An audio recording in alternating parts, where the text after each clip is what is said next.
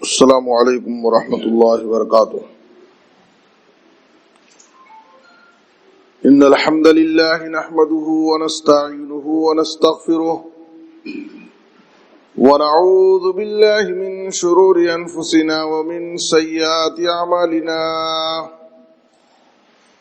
من يهده الله فلا مضل له ومن يضلل فلا هادي له، وأشهد أن لا إله إلا الله وحده لا شريك له، وأشهد أن محمدا عبده ورسوله، يا أيها الذين آمنوا اتقوا الله حق تقاته ولا تموتن إلا وأنتم مسلمون، يا أيها الناس اتقوا ربكم الذي خلقكم من نفس واحدة وخلق منها زوجها وبث منهما رجالا كثيرا ونساء، واتقوا الله الذي تساءلون به والأرحام إن الله كان عليكم رقيبا، يا أيها الذين آمنوا اتقوا الله وقولوا قولا سديدا يصلح لكم أعمالكم ويغفر لكم ذنوبكم، ومن يطع الله ورسوله فقد فاز فوزا عظيما، أما بعد فإن خير الحديث كتاب الله، وأحسن الهدي هدي محمد صلى الله عليه وسلم، وشر الأمور محدثاتها، وكل محدثة بدعة، وكل بدعة ضلالة، وكل ضلالة في النار۔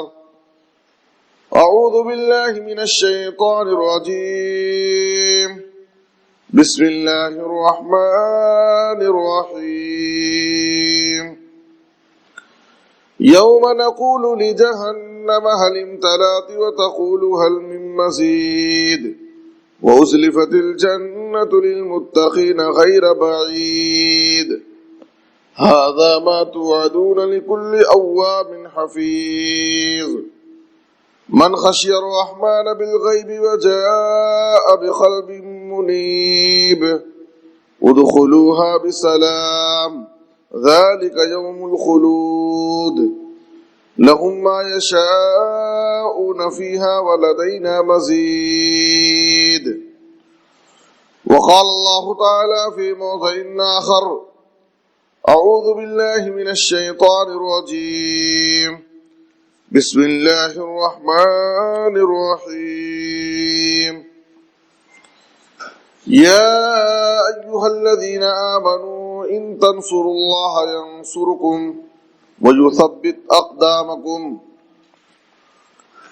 سبحانك لا علم لنا إلا ما علمتنا إنك أنت العليم الحكيم، رب اشرح لي صدري ويسر لي أمري واحلل عقدة من لساني يفقهوا قولي، رب زدني علما۔ ہر قسم کی حمد و ثنا، تعریف و ستائش، بڑائی اور بزرگی، عظمت و کبریائی صرف اللہ رب العالمین کے لیے لائق اور زیبا ہے۔ درود و سلام ہو ہم سب کے آخری نبی جناب محمد الرسول اللہ صلی اللہ علیہ وسلم پر۔ محترم حضرات، اس وقت ہم اور آپ جن حالات سے گزر رہے ہیں وہ کسی سے مخفی نہیں ہے، خاص طور پر مسلمانان ہند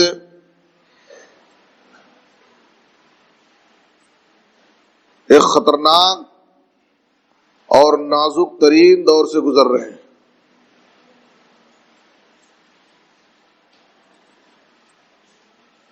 ہر طرف، ہر جگہ مسلمانوں میں اضطراب، بے چینی،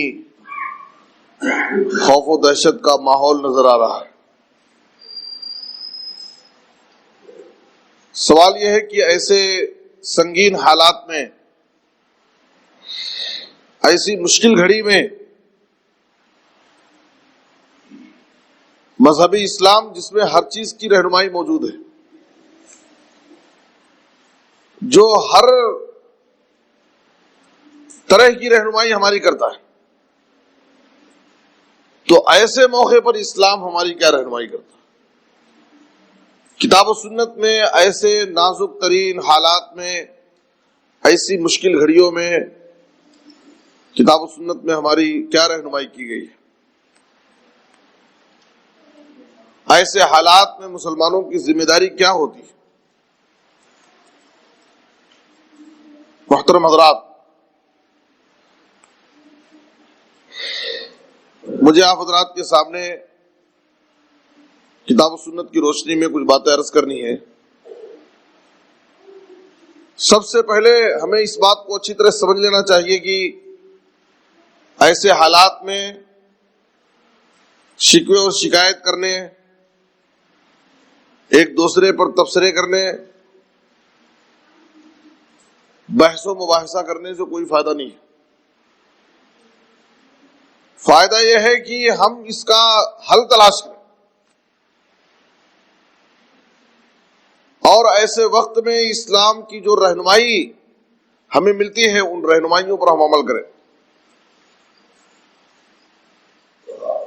سب سے پہلی چیز جو قرآن مجید میں سورہ روم کی آیت نمبر 41 میں اللہ تعالیٰ نے ذکر کیا ہے، ظہر الفساد فی البر والبحر بما کسبت ایدی الناس لیذیقہم بعض الذی عملوا لعلہم یرجعون۔ اللہ تعالیٰ نے کہا بر و بحر میں، خشکی اور تری، ہر جگہ فتنہ اور فساد پھیل چکا ہے۔ چاروں طرف فتنہ اور فساد کے پھیلنے کا سبب کیا اللہ ذکر کرتا ہے؟ بیما کسبت ایدی الناس، لوگوں کی بدعمالیوں کی وجہ سے، لوگوں کے غلط کرتوتوں کی وجہ سے۔ لیذیقہم بعض الذی عملوا، تاکہ اللہ تعالیٰ ان کی بدعمالیوں کی سزا ان کو دے، لعلہم یرجعون، تاکہ وہ اللہ کی طرف لوٹ جائے۔ ایسے مشکل گھڑیوں میں وہ اللہ کی طرف رجوع کریں، اللہ سے لو لگائے، اللہ رب العالمین کے دربار میں حاضری دیں، اللہ کے سامنے اپنی فریاد رکھیں، رجوع اللہ، اللہ کی طرف رجوع کریں، لعلہم یرجعون۔ اور سورہ شورى کی آیت نمبر 30 میں اللہ تعالیٰ نے کہا ان حالات کا سبب ذکر کرتے ہوئے، وما اصابکم من مصیبت فبما کسبت ایدیکم ویعفو عن کثیر، تمہارے اوپر جو بھی مصیبت، جو بھی پریشانی، جو بھی تکلیف آتی ہے، یہ تمہارے ہاتھ کی کمائی ہے، اس کا سبب تم خود ہیں، ورنہ اللہ تعالیٰ تو اتنا غفور رحیم ہے کہ اللہ تعالیٰ بہت سارے گناہوں اور غلطیوں کو ویسے ہی مٹا دیتا ہے، لیکن جب گناہ، نافرمانی حد سے زیادہ ہو جاتی ہے تو اللہ تعالیٰ بطور عذاب، بطور سزا، مصیبتیں، پریشانیاں، سزائیں، تکلیفیں اللہ تعالیٰ لاتا ہے،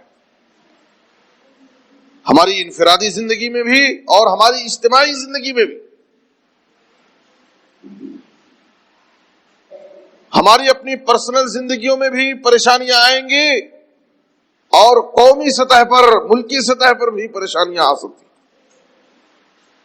اللہ تعالیٰ نے اس کا سبب کیا ذکر کیا کہ اس کے بہت بڑے سبب ہم خود ہیں۔ بہت سے اسباب ہو سکتے ہیں اس کے، لیکن اس کا ایک بہت بڑا سبب ہم خود ہیں۔ پہلے ہم اپنی خامیوں کو دور کریں، اپنی کوتاہیوں کو دور کریں۔ سورۃ الرعد کی آیت نمبر 11 میں اللہ تعالیٰ نے کہا ان اللہ لا یغیر ما بقوم حتی یغیروا ما بانفسہم، اللہ تعالیٰ قوموں کے حالات کو کیوں بدل دیتا ہے؟ امن اور سکون کے ساتھ خوشحالی کی زندگی بسر کر رہے تھے، اچانک اللہ تعالیٰ نے ماحول کو بدل دیا، امن و شانتی کے ماحول کو خوف و دہشت میں بدل دیا، سکون اور اطمینان کے ماحول کو اضطراب اور بے چینی کے ماحول میں بدل دیا۔ اللہ تعالیٰ حالات کو کیوں بدلتا ہے؟ اس کا سبب اللہ تعالیٰ نے ذکر کرتے ہوئے سورہ رات کی آیت نمبر 11 میں کہا، ان اللہ لا یغیر ما بقوم حتی یغیروا ما بانفسہم۔ جب لوگوں کے حالات بدل جاتے ہیں تو جب لوگوں کے اعمال بدل جاتے ہیں تو حالات بھی بدل جاتے ہیں۔ جب لوگوں کے اعمال بگڑ جاتے ہیں تو حالات بھی بگڑ جاتے ہیں۔ معلوم کیا ہوا کہ حالات یہ ہمارے اعمال سے بنتے اور بگڑتے ہیں۔ حالات ہمارے اعمال سے بنتے اور بگڑتے ہیں۔ ہمارے اعمال، ہمارے اخلاق و کردار اگر اچھے رہیں گے تو حالات بھی اچھے رہیں گے، اور اگر ہمارے اخلاق و کردار، ہمارے اعمال بگڑ جائے تو ہمارے حالات بھی بگڑ جائیں۔ یہ واضح ریزن ہے، واضح سبب ہے جو قرآن بتاتا ہے۔ حالات جو بنتے اور بگڑتے ہیں ہمارے اعمال سے بنتے اور بگڑتے ہیں۔ اعمال اچھے رہیں گے تو حالات بھی اچھے رہیں گے، اعمال بگڑ جائیں گے تو حالات بھی بگڑ جائیں گے۔ یہ شیطان کا دھوکہ ہے کہ ہمارے اعمال کی بھی ہم اصلاح نہیں کرتے، اور ایسے ماحول میں، ایسے حالات میں ہم ذمہ دار اور سبب دوسروں کو ٹھہراتے ہیں۔ ہم اپنی غلطی ماننے کے لیے تیار نہیں۔ میرے بزرگ اور دوستو، امام حسن بصری رحمہ اللہ کے پاس حجاج بن یوسف کے ظلم کی شکایت لے کر کے لوگ آئے، حجاج ہمارے اوپر بہت ظلم کر رہا ہے۔ امام حسن بصری رحمہ اللہ نے کیا کہا؟ ما جاء الحجاج الا بذنوبنا۔ حجاج بن یوسف جیسے ظالم و جابر بادشاہ کو بھی اللہ تعالی ہمارے اوپر جو مسلط کیا ہے وہ بھی ہمارے گناہوں کی وجہ سے، اس میں بھی ہماری ہی خامی، ہماری ہی کوتاہی۔ ہمیں اپنے آپ کو اس کا سبب ٹھہرانا چاہیے اور اپنی خامیوں اور کوتاہیوں کو دور کرنے کی کوشش کرنی چاہیے۔ ہم اپنے اعمال کی اگر اصلاح کی فکر کر دیں، اپنے اعمال کو درست کرنا شروع کر دیں، اللہ کا وعدہ ہے کہ اللہ تعالیٰ ہمارے حالات کو بھی درست کر دے۔ میرے بزرگوں اور دوستو، اللہ تعالیٰ نے اہل ایمان کے لیے، اپنے مومن اور مسلمان بندوں کے لیے، توحید پرستوں کے لیے کیسے کیسے وعدے کیا ہے۔ اللہ تعالیٰ نے اہل ایمان کی نصرت اور مدد کا وعدہ کیا کہ ہم مومنوں کی مدد کریں گے۔ اللہ تعالیٰ نے اہل ایمان کے لیے عزت اور سربلندی کا وعدہ کیا ہے۔ سارے وعدے اللہ تعالیٰ نے مسلمانوں کے لیے، اہل ایمان کے لیے کیا ہے، لیکن وہ وعدے آج ہم اپنی زندگیوں میں کیوں نہیں دیکھ رہے؟ اللہ اپنے وعدوں کو آخر کیوں نہیں پورا کر رہا ہے؟ اللہ تعالیٰ نے فرمایا سورہ غافر میں، اللہ نے کہا اِنَّا لَنَنْصُرُ رُسُلَنَا وَالَّذِينَ آمَنُوا فِي الْحَيَاةِ الدُّنْيَا۔ دنیا کی زندگی میں، اس دنیا میں ہم اپنے رسولوں کی، اپنے پیغمبروں کی مدد کریں گے اور اہل ایمان کی مدد کریں گے۔ یہ اللہ نے وعدہ کیا ہے۔ اور دوسری آیت میں اللہ تعالیٰ نے کہا وَكَانَ حَقًّا عَلَيْنَا نَصْرُ الْمُؤْمِنِينَ۔ مومنوں کی مدد کرنا یہ ہمارے اوپر حق ہے۔ اللہ فرماتا ہے یہ میرا حق ہے، میں ضرور مومنوں کی، اہل ایمان کی مدد کروں گا۔ سورہ روم میں اللہ تعالیٰ نے کہا۔ اسی طرح سورہ آل عمران کی آیت نمبر 139 میں اللہ تعالیٰ نے اہل ایمان سے کہا وَلَا تَهِنُوا وَلَا تَحْزَنُوا وَأَنْتُمُ الْأَعْلَوْنَ إِن كُنتُم مُؤْمِنِينَ۔ تمہیں رنجیدہ ہونے کی ضرورت نہیں ہے، غمگین ہونے کی ضرورت نہیں ہے، پریشان ہونے کی ضرورت نہیں ہے، تم ہی سربلند رہو گے، عزت اور سربلندی تمہیں کو ملے گی۔ شرط کیا ہے؟ ان کنتم مومنین، اگر تم واقعی مومن ہو۔ تو اللہ تعالیٰ اہل ایمان سے عزت سربلندی کا وعدہ کر رہا ہے۔ تمہیں گھبرانے کی، فکر کرنے کی ضرورت نہیں ہے، بس تم اللہ کی نظر میں واقعی سچے مومن بنو۔ اللہ تمہاری مدد کرے گا اور تم کو عزت اور سربلندی اس دنیا کی زندگی میں عطا کرے گا، اور آخرت میں تو اللہ تعالیٰ جنت کی نعمتیں اہل ایمان کے لیے تیار کر رکھا ہے۔ اس سے پہلے اللہ تعالیٰ اس دنیا کی زندگی میں ہمارے لیے نصرت، عزت اور سربلندی کا وعدہ کرتا ہے۔ سورہ منافقون کی آیت نمبر 8 میں اللہ نے کہا وَلِلَّهِ الْعِزَّةُ وَلِرَسُولِهِ وَلِلْمُؤْمِنِينَ وَلَكِنَّ الْمُنَافِقِينَ لَا يَعْلَمُونَ۔ عزت اللہ کے لیے ہے، رسول کے لیے ہے اور اہل ایمان کے لیے، لیکن منافقین اس بات کو نہیں جانتے۔ اسی طرح سورہ یونس میں اللہ نے کہا كَذَلِكَ حَقًّا عَلَيْنَا نُنْجِي الْمُؤْمِنِينَ، اہل ایمان کو نجات دینا، انہیں بچانا، یہ ہمارا حق ہے۔ دیکھیے کیسی واضح اور صاف آیتیں ہیں۔ ان آیتوں میں اللہ تعالیٰ نے اہل ایمان کے لیے نصرت، مدد، عزت اور سربلندی، کامیابی، ہر شر سے، فتنوں سے ان کی نجات کا اللہ تعالیٰ نے وعدہ کیا۔ یہ اللہ تعالیٰ کا اہل ایمان سے وعدہ ہے، اور آپ کو معلوم ہونا چاہیے وعد اللہ لا یخلف اللہ وعدہ، اللہ کا وعدہ، اللہ تعالیٰ اپنے وعدے کی خلاف ورزی کبھی نہیں کر سکتا۔ وَلَكِنَّ أَكْثَرَ النَّاسِ لَا يَعْلَمُونَ، لیکن اکثر لوگ اس بات کو نہیں جانتے۔ اکثر لوگوں کو اللہ کے وعدوں پر یقین ہی نہیں ہے۔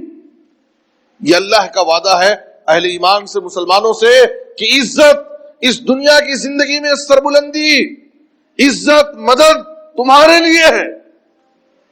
یہ اللہ کا وعدہ ہے، اور اللہ تعالیٰ اپنے وعدے کی خلاف ورزی کبھی بھی نہیں کر سکتا۔ اس لیے میرے بزرگ اور دوستو، ایسے موقع پر، ایسے حالات میں ہماری کیا ذمہ داری ہوتی ہے؟ سب سے پہلی ہماری ذمہ داری یہ ہے کہ ہم اپنے گناہوں کو یاد کریں، اپنی کوتاہیوں اور اپنی کمزوریوں کو یاد کر کے اللہ کی طرف آئیں، اللہ سے لو لگائیں، اللہ کے دربار میں اپنے ہاتھوں کو پھیلائیں، پوری یکسوئی کے ساتھ، توجہ کے ساتھ، پورے خلوص کے ساتھ ہم اللہ سے استغفار کریں، اللہ سے دعائیں کریں، ضرور اللہ تعالیٰ ہمارے حالات کو درست کر دے گا۔ آج آپ دیکھیے آئے دن حالات بد سے بدتر ہوتے جا رہے ہیں، لیکن مسلمانوں کے حالات، مسلمانوں کے اعمال جیسے کہ ہیں ویسے ہی۔ ہم اپنے اعمال کو ذرا بھی درست کرنے کے لیے تیار نہیں، ہم اپنی زندگیوں میں کوئی بھی تبدیلی نہیں لا رہے۔ ہمارے اخلاق و کردار میں جو بگاڑ پہلے سے تھا وہ پہلے سے باقی، وہ ابھی بھی باقی۔ نمازوں کے بارے میں جو سستی اور کوتاہی ہمارے اندر پہلے سے تھی، وہی سستی اور کوتاہی ابھی بھی۔ ہمارے اخلاق و کردار، ہمارے معاملات، ہمارے لین دین، لوگوں کے ساتھ ہمارا سلوک اور برتاؤ جب جیسے پہلے تھا ابھی بھی ہوئی۔ ہم دیکھ رہے ہیں کہ حالات کیسے کیسے ہو رہے، لیکن پھر بھی ہمارے دلوں میں ذرا بھی نرمی نہیں پیدا ہو رہی، ہمارے دل اللہ کی طرف نہیں جھک رہے، ہم اللہ کے دربار میں اپنے ہاتھوں کو نہیں بڑھا رہے، ہم اپنے گناہوں کو، اپنی کوتاہیوں کو نہیں یاد کر رہے، پھر ہمیں شکوہ اور شکایت کہ آخر اللہ تعالیٰ ہماری مدد کیوں نہیں کرتا ہے، پھر ہمیں شکوہ اور شکایت کہ آخر اللہ کی مدد مسلمانوں کے لیے، مومنوں کے لیے کب آئے گی؟ میرے بزرگ اور دوستو، اللہ تعالیٰ نے تو اہل ایمان سے مدد کا وعدہ کیا ہے، اور اللہ اپنے وعدے کو ضرور پورا کرے گا، لیکن شرط یہ ہے کہ ہم اپنے اعمال کو درست کر لیں، اپنے اخلاق و کردار کو درست کر لیں۔ ہر شخص اپنی زندگی کا جائزہ لے، اپنے اعمال کا جائزہ لے، جہاں بھی کوتاہی اور خامی ہمیں نظر آتی ہے اس کو درست کریں، اللہ سے لو لگائیں، اللہ کے دربار میں اپنے ہاتھوں کو پھیلائیں، اللہ سے بھیک مانگیں۔ اللہ ضرور ہماری فریاد کو سنے گا اور ہماری پریشانیوں کو دور کرے گا، ہمارے حالات کو درست کرے گا۔ سب کچھ اللہ ہر چیز پر قادر ہے۔ میرے بزرگ اور دوستو، ہمیں اللہ پر، اللہ کے وعدوں پر کامل یقین اور بھروسہ ہونا چاہیے۔ سب کچھ اللہ کے ہاتھ میں، اللہ کی ذات ہر چیز پر قادر ہے۔ اللہ اگر نہ چاہے، اللہ کا حکم نہ ہو، اس کی مشیت اور اس کی مرضی نہ ہو، کچھ بھی نہیں ہو سکتا۔ اس لیے ہم اللہ سے لو لگائیں۔ اللہ رب العالمین پر کامل یقین اور بھروسہ کریں، اللہ سے توکل رکھیں۔ سورہ انفال کی آیت نمبر 33 میں اللہ تعالیٰ نے کہا وَمَا كَانَ اللَّهُ مُعَذِّبَهُمْ وَهُمْ يَسْتَغْفِرُونَ، جو قوم اللہ سے استغفار کرتی ہے، اپنے گناہوں اور اپنی کوتاہیوں کو یاد کر کے اللہ سے معافی مانگتی ہے، تو اللہ تعالیٰ کبھی اس قوم کو عذاب نہیں دیتا۔ یہ اللہ کا وعدہ ہے، وَمَا كَانَ اللَّهُ مُعَذِّبَهُمْ وَهُمْ يَسْتَغْفِرُونَ، جو قوم اللہ سے استغفار کرے، اپنی خامیوں اور کوتاہیوں کو یاد کر کے اللہ سے معافی مانگے، اللہ اسی قوم کو عذاب نہیں دے گا۔ سورہ ہود کی آیت نمبر 3 میں اللہ تعالیٰ نے ہود علیہ السلام کی دعوت کا تذکرہ کرتے ہوئے کہا، ہود علیہ السلام اپنی قوم کو دعوت دے رہے ہیں، دعوت دیتے ہوئے کیا کہتے ہیں وَأَنِ اسْتَغْفِرُوا رَبَّكُمْ ثُمَّ تُوبُوا إِلَيْهِ يُمَتِّعْكُمْ مَتَاعًا حَسَنًا إِلَىٰ أَجَلٍ مُّسَمًّى، اے میری قوم کے لوگوں، تم اللہ سے استغفار کرو، اس سے توبہ کرو، اس سے لو لگاؤ، اللہ تعالیٰ تمہیں اس دنیا کی زندگی میں متاع حسن، خوشحال پرسکون زندگی دے گا۔ اللہ تعالیٰ اس دنیا کی زندگی میں زندگی گزارنے کا بہتر سامان تمہارے لیے فراہم کرے گا، سکون کی زندگی دے گا، لیکن شرط کیا ہے کہ تم اللہ سے لو لگاؤ، اللہ سے استغفار کرو۔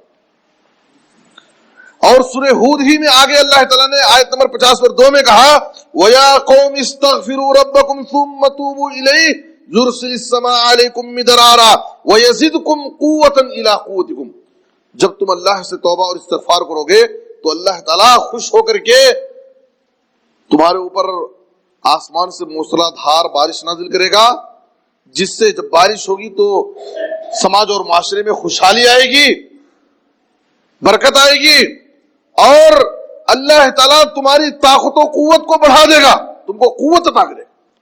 وَيَزِدْكُمْ قُوَّةً إِلَىٰ قُوَّتِكُمْ، تمہاری قوت کو اللہ تعالیٰ بڑھا دے گا، تم کو مزید قوت عطا کرے گا۔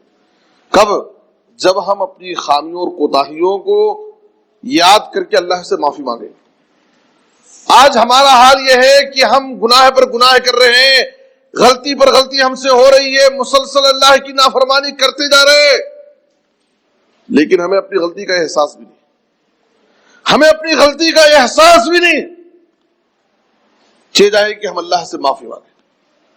میرے بزرگوں اور دوستو، جو حالات برے ہو رہے ہیں اس کا بہت بڑا سبب، بہت بڑے ذمہ دار ہم خود ہیں، ہمیں اپنی غلطیوں کا احساس بھی نہیں، اور ہم اللہ کے دربار میں حاضری نہیں دے رہے ہیں، ہم اللہ سے لو نہیں لگا رہے ہیں۔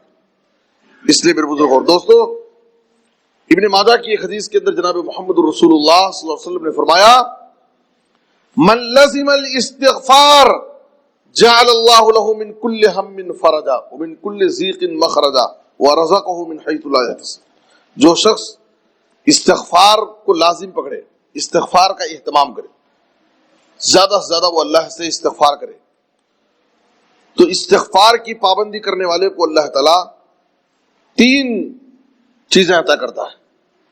جعل اللہ له من كل هم فرجا، اس کے ہر غم و فکر کو، ٹینشن کو اللہ دور کر دیتا ہے، اس کی زندگی میں ٹینشن نہیں رہے گا۔ استغفار کرنے والا ایک مومن اپنی زندگی میں استغفار کو اپنا وظیفہ بنا لے، کثرت سے استغفار کرے، اللہ تعالیٰ اس کی زندگی میں ٹینشن کو ختم کر دے گا، فکر نہیں رہے گی۔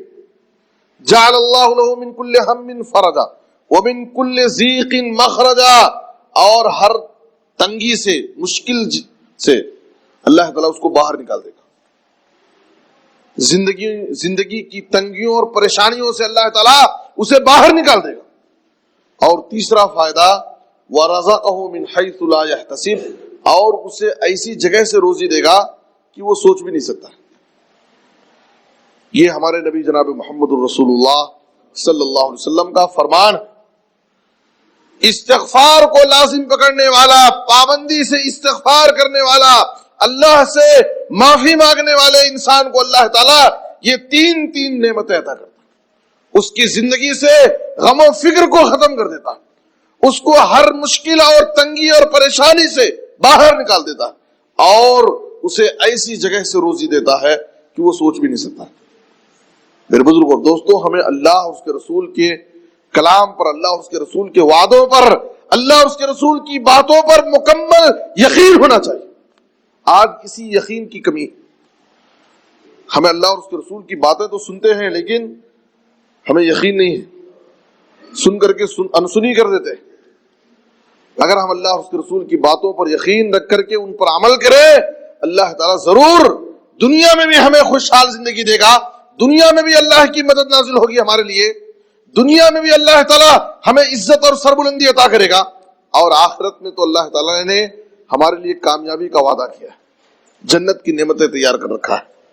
میرے بزرگوں اور دوستوں، اس لیے ایسی مشکل گھڑی میں، ایسے نازک حالات میں ہم اللہ کی طرف رجوع کریں، اللہ سے لو لگائیں۔ سورہ سجدہ کی آیت نمبر 21 میں اللہ تعالیٰ نے کہا وَلَنُذِيقَنَّهُم مِّنَ الْعَذَابِ الْأَدْنَىٰ دُونَ الْعَذَابِ الْأَكْبَرِ لَعَلَّهُمْ يَرْجِعُونَ۔ دیکھیے اللہ کا فلسفہ کیا ہے۔ اللہ تعالیٰ لوگوں کو متنبہ کرنے کے لیے، اس کو ہوش میں لانے کے لیے، انسانوں کو بیدار کرنے کے لیے، غفلت سے ہوشیار کرنے کے لیے اللہ تعالیٰ چھوٹے چھوٹے عذاب لاتا ہے۔ عقل مند انسان ان چھوٹے چھوٹے عذابوں کو دیکھ کر کے ہوش میں آ جاتا ہے، بیدار ہو جاتا ہے، اپنی اصلاح کر لیتا ہے۔ اللہ نے کہا کہ یہ میرا نظام ہے کہ میں بڑے بڑے عذاب لانے سے پہلے چھوٹے چھوٹے عذاب دکھاتا ہوں۔ عقل مند لوگ ان چھوٹے عذابوں کو دیکھ کر کے اپنی اصلاح کر لیتے ہیں، اپنے آپ کو بدل لیتے ہیں۔ لعلہم یرجعون، تاکہ ان چھوٹے عذابوں کو دیکھ کر کے وہ فوراً اللہ کی طرف پلٹ جائیں، اللہ کی طرف لوٹ جائیں۔ چھوٹے چھوٹے عذابوں کو کیا، بڑے بڑے عذاب بھی ہم دیکھ رہے ہیں لیکن پھر بھی ہم ٹس سے مس نہیں ہو رہے۔ ہماری جو حالت پہلے تھی وہی حالت ابھی بھی، ذرا بھی تبدیلی نظر نہیں آ رہی۔ ہماری مسجدیں ابھی بھی خالی ہونے کا شکوہ کر رہے ہیں، ہماری مسجدیں ابھی ویران ہیں۔ میرے بزرگوں اور دوستوں، ایسی مشکل گھڑیوں میں، ایسے نازک ترین حالات میں ہونا تو یہ چاہیے کہ 5 وقتہ نمازوں میں بھی مسجدوں میں وہی تعداد نظر آئے جو جمعہ میں نظر آتی مسلمانوں۔ میرے بزرگوں اور دوستوں، ہم شکوے اور شکایت کرتے ہیں، تبصرے کرتے ہیں، ان کو الزام دیتے ہیں، آخر ایسی مشکل گھڑی میں مسلمان عملی طور پر، عملی میدان میں کیا کر رہے ہیں؟ کہاں تک اپنے آپ کو بدلے، کہاں تک ہم اپنی اصلاح کیے؟ پھر ہم کیسے امید کیے ہیں، کیسے ہم انتظار کر رہے ہیں کہ اللہ کی رحمت ہمارے اوپر نازل ہوگی، اللہ کی مدد ہمارے لیے آئے گی؟ جب ہم اللہ کو راضی نہیں کر رہے ہیں تو اللہ کی مدد کے کیسے انتظار کر رہے ہیں؟ میرے بزرگوں اور دوستوں، ضرور اللہ تعالیٰ اپنے وعدے کو پورا کرے گا، اللہ کی مدد نازل ہوگی، لیکن ہم اللہ کو راضی کریں، اللہ کو خوش کریں، اپنے آپ کو بدلنے کی کوشش کریں۔ ہم میں سے ہر شخص اپنی زندگیوں کا جائزہ لے، اپنے اعمال کا جائزہ لے، اپنے اخلاق و کردار کا جائزہ لے، اپنے عبادتوں کا جائزہ لے، اور جسے جہاں بھی خامی اور کوتاہی نظر آتی ہے اس کو دور کرنے کی کوشش کریں۔ اللہ سے ڈر کر زندگی گزارو، ضرور اللہ تعالیٰ ہر مشکل اور پریشانی سے ہم کو باہر نکالے گا، اور ان نازک ترین حالات کو اللہ تعالیٰ خوف و دہشت سے نکال کر کے امن و سکون کا ماحول پیدا کرے۔ ضرور اللہ تعالیٰ ہر چیز پر قادر ہے۔ سورہ بقرہ کی آیت نمبر 150 پر 5 اور 150 پر 6 میں اللہ تعالیٰ نے کہا وَلَنَبْلُوَنَّكُمْ بِشَيْءٍ مِّنَ الْخَوْفِ وَالْجُوعِ وَنَقْصٍ مِّنَ الْأَمْوَالِ وَالْأَنفُسِ وَالثَّمَرَاتِ وَبَشِّرِ الصَّابِرِينَ الَّذِينَ إِذَا أَصَابَتْهُمْ مُصِيبَةٌ قَالُوا إِنَّا لِلَّهِ وَإِنَّا إِلَيْهِ راجعون أُولَئِكَ عَلَيْهِمْ صَلَوَاتٌ مِّن رَّبِّهِمْ وَرَحْمَةٌ وَأُولَئِكَ هُمُ الْمُهْتَدُونَ۔ یہ 3 آیتیں اللہ تعالیٰ نے کہا کہ اے اہل ایمان سے مخاطب کر کے، اے مومنو ہم تمہیں آزمائیں گے۔ مومن کی زندگی میں ابتلا و آزمائش یہ ایک ضروری ہے، یہ اللہ کی سنت ہے۔ کیسے آزمائے گا اللہ تعالیٰ؟ وَلَنَبْلُوَنَّكُمْ بِشَيْءٍ مِّنَ الْخَوْفِ، خوف و دہشت میں ڈال کر۔ آج دیکھیے ہم ڈرے اور سہمے ہوئے ہیں، خوف و دہشت میں اللہ ڈال کر کے آزمائے گا۔ والجوع، بھوک میں ڈال کر کے، بھوک مری کا شکار ہو جائے، کھانے کے لیے نہیں ملے گا۔ وَنَقْصٍ مِّنَ الْأَمْوَالِ وَالْأَنفُسِ وَالثَّمَرَاتِ، اور مال میں، تجارت میں، جان میں، اولاد میں، پھلوں میں کمی کر کے اللہ آزمائے گا۔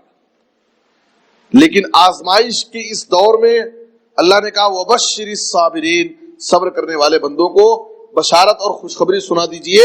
الَّذِينَ إِذَا أَصَابَتْهُم مُّصِیبَةٌ، جب انہیں کوئی بھی مصیبت پہنچتی ہے تو فوراً کہتے ہیں اِنَّا لِلَّهِ وَإِنَّا إِلَيْهِ راجعون، فوراً وہ اللہ کی طرف رجوع کرتے ہیں۔ اِنَّا لِلَّهِ کا مطلب کیا ہوتا ہے؟ ہم اللہ کے لیے ہیں اور اللہ ہی کی طرف رجوع کرنے والے، اللہ کی طرف لوٹنے والے۔ ہم لوگ تو یہ سمجھ لیے ہیں کہ اِنَّا لِلَّهِ، یہ کسی کی موت ہوئی تو مرنے کے وقت یہ دعا پڑھ لینا۔ اِنَّا لِلَّهِ پڑھے تو لوگ یہ سمجھتے ہیں کہ کوئی مرا، کسی کی موت ہوئی۔ کسی بھی مصیبت اور پریشانی میں پھنسنے کے بعد آدمی اِنَّا لِلَّهِ وَإِنَّا إِلَيْهِ راجعون۔ اِنَّا لِلَّهِ کا مطلب ہوتا ہے ہم اللہ کی طرف رجوع کر رہے ہیں، اللہ کی طرف لوٹ رہے ہیں۔ اللہ ہی مجھے اس مصیبت اور پریشانی سے باہر نکال سکتا ہے، اللہ ہی اس بات پر قادر ہے، اور کوئی دنیا کی طاقت مجھے اس پریشانی سے نہیں نکال سکتی۔ میں اللہ کی طرف لوٹ رہا ہوں۔ میرے بزرگ اور دوستو، اللہ کی طرف لوٹنے کا یہ جذبہ ہمارے اندر ہونا چاہیے۔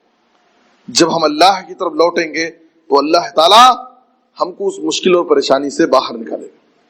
لیکن شرط یہ ہے کہ ہم رجوع اللہ، اللہ کی طرف لوٹیں، اللہ سے لو لگائیں، اللہ کے سامنے ہاتھ پھیلائیں، اللہ کی عبادت کریں، اللہ کو راضی کرنے کی کوشش کریں، ضرور اللہ تعالیٰ اپنے وعدے کو پورا کرے۔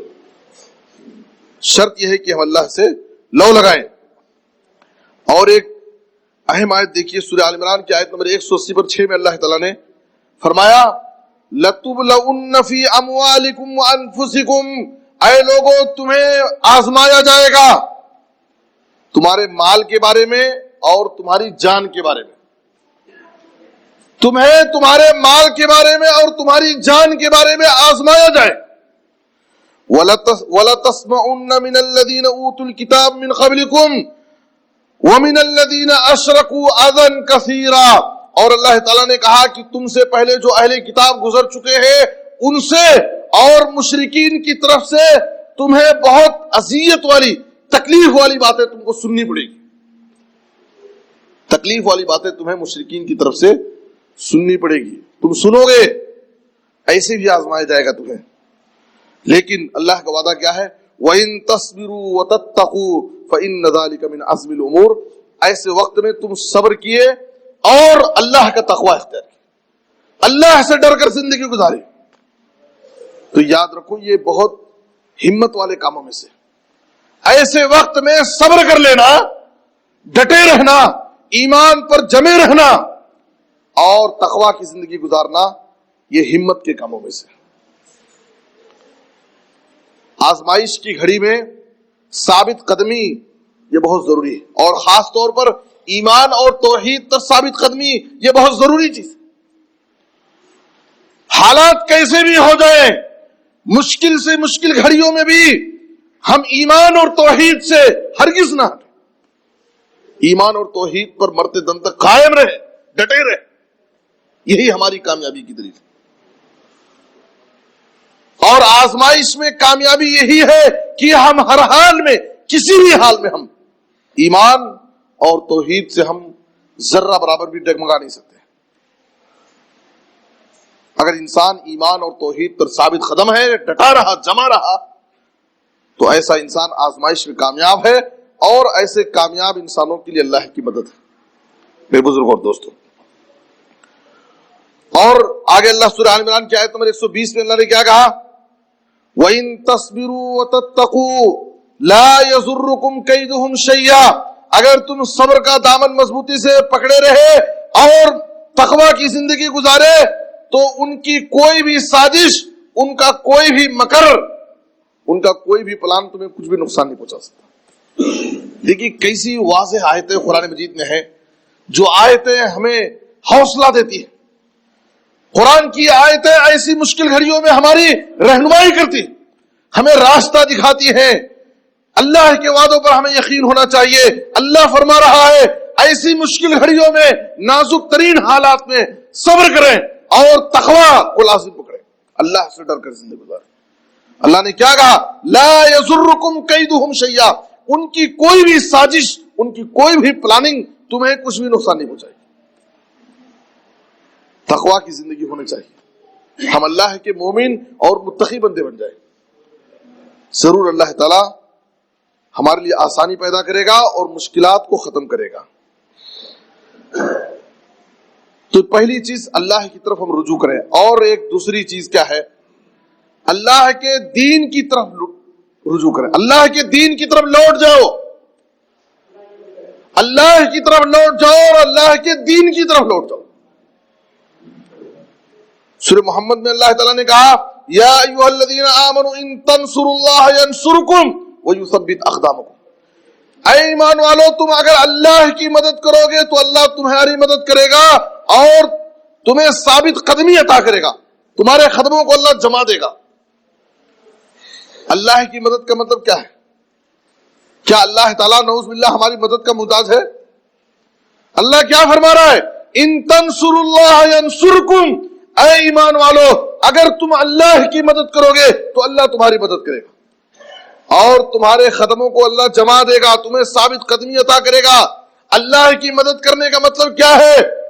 اللہ کو ہماری مدد کی ضرورت نہیں ہے، اللہ کی مدد کرنے کا مطلب یہ ہے اللہ کے دین کی مدد کرو، ہم اللہ کے دین کی مدد کریں، اللہ کے دین کی خدمت کریں، اللہ کے دین کو ہم پھیلائیں، اللہ کے دین کی نشر و اشاعت اور سربلندی کے لیے ہم کوشش کریں ہماری طاقت بھر۔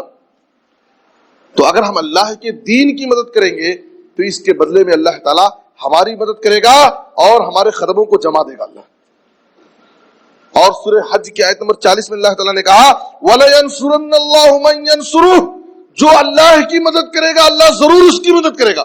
یہاں پر بھی اللہ تعالیٰ نے جو کہا ہے جو اللہ کے دین کی مدد کرے گا ضرور اللہ تعالیٰ اس کی مدد کرے گا۔ تو ہم اللہ کے دین کی خدمت کریں، اللہ کے دین کو پھیلائیں، اللہ کے دین کو لوگوں میں عام کریں، خود دین پر چلیں اور لوگوں کو دین کی طرف بلائیں، دین کی طرف دعوت دیں۔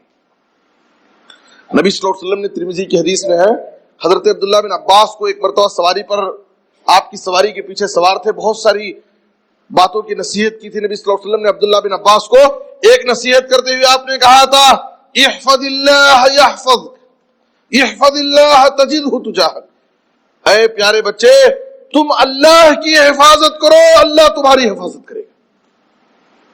دیکھیے کتنی پیاری بات ہے، نبی صلی اللہ علیہ وسلم سفر میں دوران سفر عبداللہ بن عباس کو نصیحت کر رہے ہیں تم اللہ کی حفاظت کرو اللہ تمہاری حفاظت کرے گا۔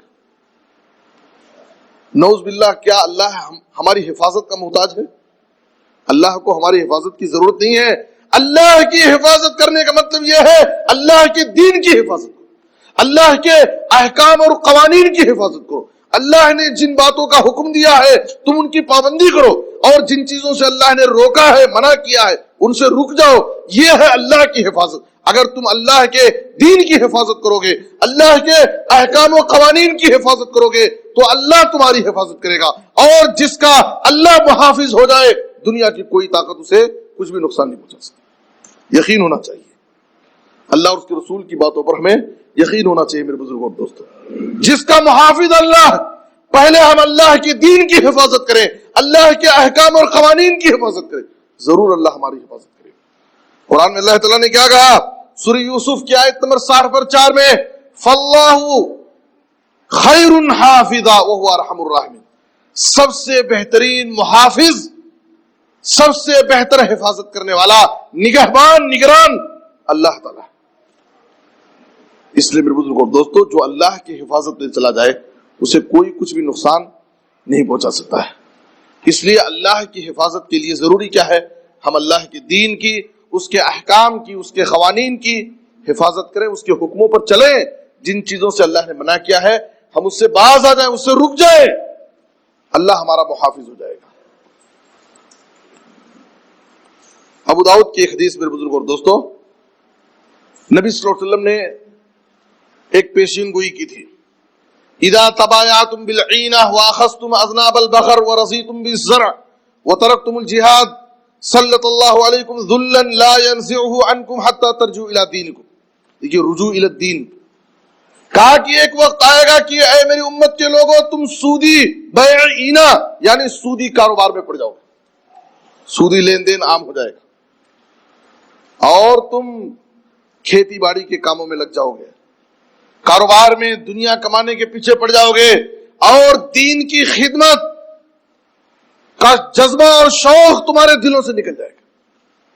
دین کی نشر و اشاعت اور دین کی سربلندی کے لیے تم کوشش کرنا چھوڑ دو گے، دنیا کمانے میں لگ جاؤ گے۔ تو ایسی صورت میں کیا ہوگا؟ سلط اللہ علیکم ذلن، اللہ تعالیٰ تمہارے اوپر ذلت و رسوائی کو مسلط کر دے گا۔ ذلت و رسوائی کو اللہ تمہارے اوپر مسلط کر دے گا، اور یہ ذلت و رسوائی اللہ تعالیٰ تم سے اس وقت تک نہیں ختم کرے گا حتی ترجعوا الی دینکم، جب تک تم دین کی طرف نہیں لوٹو گے۔ تو دو باتیں ضروری ہیں ایسے مشکل حالات میں، ایسے نازک ماحول میں، ایک الرجوع الی اللہ، اللہ کی طرف ہم لوٹ جائیں، اور دوسرے الرجوع الی الدین، ہم دین کی طرف لوٹ جائیں۔ اور ایک آخری آیت سورہ محمد کی، آخری آیت سورہ محمد کی آیت نمبر 38 میں اللہ تعالیٰ نے کیا کہا؟ وَإِن تَتَوَلَّوْا يَسْتَبْدِلْ قَوْمًا غَيْرَكُمْ ثُمَّ لَا يَكُونُوا أَمْثَالَكُمْ، لیکن اگر تم نہ اللہ کی طرف لوٹو گے اور نہ دین کی طرف لوٹو گے، بلکہ اللہ سے اور دین سے اعراض کرو گے، منہ موڑو گے، دور بھاگو گے، اور تمہاری جو رفتار بے ڈھنگی ہے اپنی بے ڈھنگی میں ایسے ہی باقی رہو گے، تو اللہ کیا کرے گا؟ تمہاری جگہ تم کو ختم کر کے تمہاری جگہ دوسروں کو لائے گا، اور دوسرے لوگ تمہاری جیسے نہیں ہوں گے، تم سے اچھے ہوں گے۔ یہ اللہ کا وعدہ ہے۔ دیکھیں اللہ تعالیٰ نے کہا کہ اپنے حالات کو اگر بدلنا چاہتے ہو تو اپنے اعمال کو بدل لو، اپنے اخلاق و کردار کو سنوار لو، اپنی خامیوں اور کوتاہیوں کو دور کر لو، اللہ کی طرف لو لگاؤ، اللہ کی طرف لوٹ جاؤ، اللہ کے دین پر عمل کرنا شروع کر دو۔ اگر ایسا کرو گے اللہ اپنے وعدے کو پورا کرے گا، یہ ماحول ختم ہو جائیں گے، امن اور سکون کا ماحول آ جائے گا۔ لیکن اگر تم نے یہ کام نہیں کیے، اللہ تمہاری جگہ دوسروں کو لائے گا جو تم سے بہتر ہوں گے، تمہاری طرح نہیں ہوں گے۔ یہ قرآن مجید کی سورہ محمد کی آخری آیت کا ترجمہ میں نے آپ کے سامنے پیش کیا ہے میرے بزرگ اور دوستو۔ اس لیے میں آج کی اس خطبے میں آپ سے دو گزارش کرتا ہوں۔ پہلی گزارش یہ ہے کہ ہم اپنے اعمال اور اپنے اخلاق و کردار کی اصلاح کر لیں۔ دو اصلاح ہمیں کرنا ہے اس ایسے ماحول میں۔ سب سے پہلے ہم اپنے اخلاق و کردار اور اپنے اعمال کو درست کر لیں، اپنے اعمال کی اصلاح کر لیں، اس لیے کہ اعمال اگر درست ہو جائیں گے تو حالات بھی درست ہو جائیں گے۔ یہ اللہ کا وعدہ ہے۔ پہلی اصلاح اعمال کی اصلاح، اخلاق اور کردار کی اصلاح۔ اور دوسری چیز، حکومت کے موجودہ قانون کے مطابق ہم اپنے سارے دستاویز اور سارے حکومتی کاغذات کی اصلاح کر لیں۔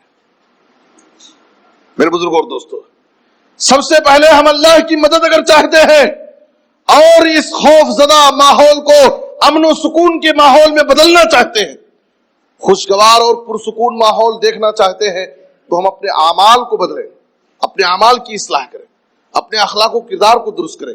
اللہ تعالیٰ اپنے وعدے کو پورا کرے گا اور حالات کو درست کر دے گا۔ اور دوسری چیز، موجودہ قانون کے مطابق ہم اپنے تمام تر دستاویز اور تمام کاغذات کو بھی درست کر لیں، ان کی اصلاح کر لیں، ان کے اندر جو بھی خامیاں اور کمیاں ہیں ان کو دور کریں، اور اس کام میں ہم اپنے دوسرے مسلمان بھائیوں کی بھی مدد کریں، ان کا تعاون کریں، اور ایک دوسرے کے اندر بیداری پیدا کریں۔ یاد رکھیے، یہ توکل اللہ ہے۔ تدبیر اختیار کرنا اور اسباب اختیار کرنا یہ توکل اللہ کے خلاف نہیں، بلکہ توکل اللہ کا صحیح مفہوم یہی ہے۔ آج لوگ کیا سمجھتے ہیں، ہمیں تو مومن ہے، موحد ہے، توحید پرست ہے، اللہ پر ہمارا بھروسہ ہے، ضرور اللہ ہماری حفاظت کرتا، اللہ ہماری ضرور مدد کرے گا۔ یہ توکل نہیں ہے۔ پہلے ہم تدبیر اختیار کریں، اسباب کو اپنائیں، پہلے اونٹنی کو رسی سے مضبوط باندھ دو، اس کے بعد اللہ پر بھروسہ کرو، اگر اللہ چاہے تو یہ اونٹنی کہیں بھی نہیں جائے گی۔ تو موجودہ قانون کے مطابق ہم جن چیزوں کی تیاری کرنا ہے وہ تیاری کریں، اپنے کاغذات درست کریں، اس کی اصلاح کریں، اس کے بعد ہم اللہ پر بھروسہ کریں اور اپنے اعمال کو بھی درست کریں، ضرور اللہ تعالیٰ ہماری مدد کرے گا۔ اللہ سے دعا ہے کہ اللہ تعالیٰ تو ہم سے راضی ہو جا، ہماری خامیوں اور کوتاہیوں کو ہمیں دور کرنے کی توفیق عطا فرما۔ اے اللہ جہاں بھی مسلمان مظلوم ہیں، پریشان حال ہیں، اے اللہ تو مظلوم مسلمانوں کی حفاظت فرما۔ اے اللہ تو ہمارے اس ملک میں جو ماحول بگڑا ہوا ہے، اے اللہ تو اس ماحول کو اپنے فضل و کرم سے تو بہتر بنا دے۔ اے اللہ تو مسلمانوں پر، اہل ایمان پر رحم فرما۔ اے اللہ ہمیں تجھ سے ڈر کر زندگی گزارنے کی توفیق عطا فرما۔ اے اللہ ہمارے دلوں میں تیرا حقیقی خوف پیدا فرما۔ اے اللہ ہمارے اندر جو بھی خامیاں کوتاہیاں ہیں، اے اللہ ہمیں اپنی خامیوں اور کوتاہیوں کو دور کرنے کی توفیق عطا فرما۔ اے اللہ جو بھی پریشان حال ہیں ان کی پریشانیوں کو دور فرما۔ اے اللہ جو مقروض ہیں انہیں ادائی قرض کی کوئی آسان سبیل پیدا فرما۔ اے اللہ ہمیں ہر قسم کے حادثات سے، آفتوں، بلاؤں، بیماریوں، پریشانیوں سے محفوظ فرما۔ اے اللہ جب تک زندہ رکھ کتاب و سنت پر عمل کرنے کی توفیق دے۔ اے اللہ جب تو وفات دے تو خاتمہ بالخیر، کلمہ توحید پر وفات دے۔ آمین تقبل یا رب العالمین۔ وصلی اللہ علی نبینا محمد وآلہ وصحبہ اجمعین۔ بارک اللہ لنا ولکم فی القرآن العظیم ونفعنی وإیاکم بالآیات والذکر الحکیم۔ انہ تعالی جواد کریم ملک بر رؤوف الرحیم۔